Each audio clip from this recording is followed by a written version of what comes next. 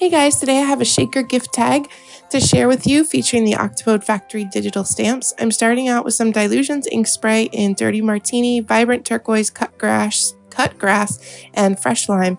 I have some 90-pound cardstock that is ungessoed, and I spray a little bit of water first, and then I go in with my colors from lightest to darkest. So I start with fresh lime, and then cut grass, then vibrant turquoise, and finally the Dirty Martini. And I make sure that my page is completely saturated with color.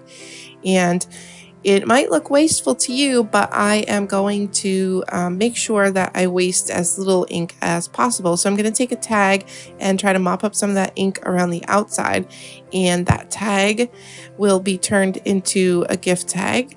So the next video you see from me will be turning that tag into a gift tag. And all that ink on my cardstock, I'm just going to let it run off into an extra journal that I have.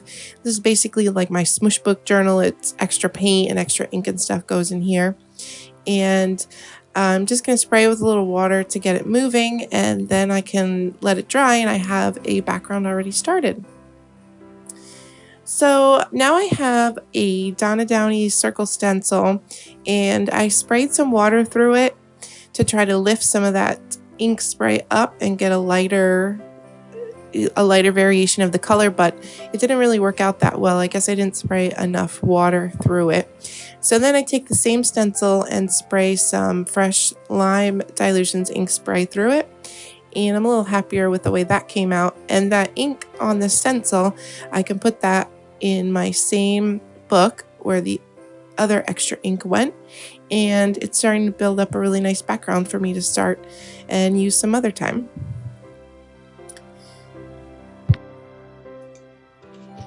So now I have some Dina Wakley Media heavy body acrylic in lime and evergreen, and I'm going to use that same stencil with a makeup sponge to apply my paint. And I have had a little bit of trouble in the past when I've tried to use a lot of elements to build up the background, and like the Diane Reevely kind of background where she does the ink sprays and the stencils and the stamps. And when I've tried to do it in the past, it kind of got away from me and looked really like a hot mess. So I have found through a lot of trial and error that if I just mimic a lot of the same elements throughout the different products that I use, that it stays a lot more cohesive and it looks a lot better than when I try to use a lot of different kind of elements. And by that I mean, so I have this circle stencil, and I sprayed water through it, and then I sprayed the ink spray through it, and now I'm applying paint through it. So it's 3 layers, but it kind of keeps everything cohesive because it's the same stencil over and over. And now I have a Lego block, and I'm going to apply some paint to it and try to stamp with it. It didn't really work out that well, so I tried a heavier layer of paint, and it didn't really get as dark as I had hoped that time. So I sprayed some water and then applied more paint, and that got a pretty good stamp that time. And then so that the first time I used the lime, and now I'm using the evergreen, and this is more circles, the element of circles.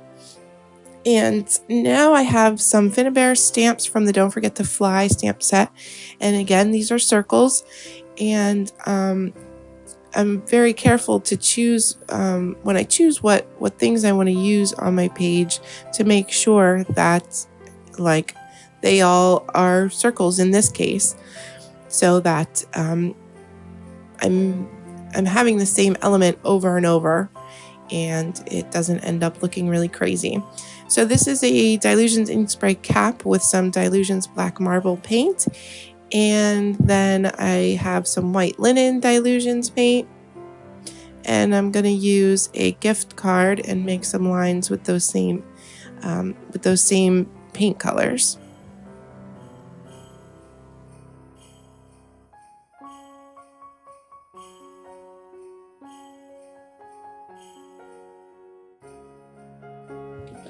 So this is going to be a shaker tag, so I'm trying to cut out a window out of this green sheet, and I have these dies from Lawn Fawn. They're called stitched rectangles, and they cut out a rectangle and then they kind of like emboss like a little faux stitching around them. They're really cute.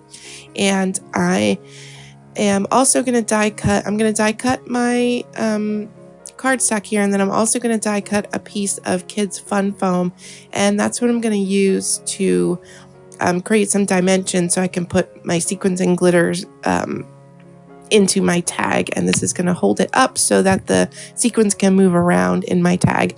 And here's another sheet that I made exactly the same way that I made the green one, and I just used like different red colors, and I did use a star stamp on that one, and that's going to be the inside of my shaker tag. So that's what the frame looks like after it's die cut, and I'm just trying to see what part of this paper that I want to cut to be the inside, and I decided on the top part that kind of has some of that stamp through it. So I can die cut that, and I also die cut a piece of acetate for my window. And I'm just seeing which Octopode Factory image I want to use, and I decided on the reindeer, and I colored the reindeer with some Copic markers. And I'm just going to glue down my acetate sheet to my cardstock window front,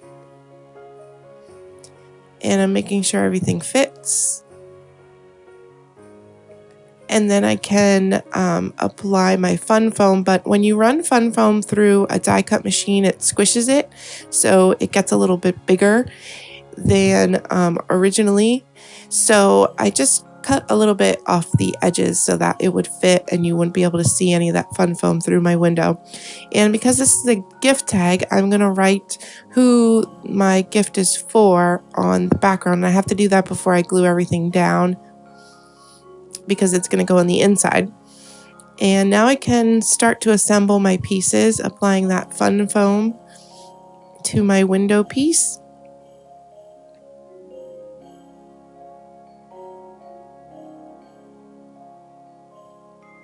And I used liquid glue, but in retrospect, a tape runner probably would have been better because it did kind of ooze out, and that wasn't so pleasant. But so because it's a tag and I want to hang it off of a gift, I need to make sure that I put my string for the tag down before I glue everything together so that my string is adhered on the inside. If you forget to do this, you can always attach it to the back, but I didn't want any like anything showing on the back, so I just sandwiched it in. Now I can apply my different glitters. I have light green, dark green, and some clear. Did I say glitters? I meant sequins. And now I can glue everything down.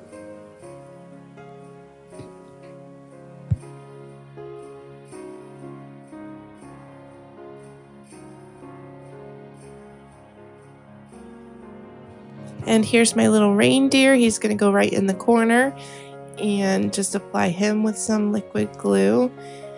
And I spread it out with my finger to try to keep it from like oozing out over the edges.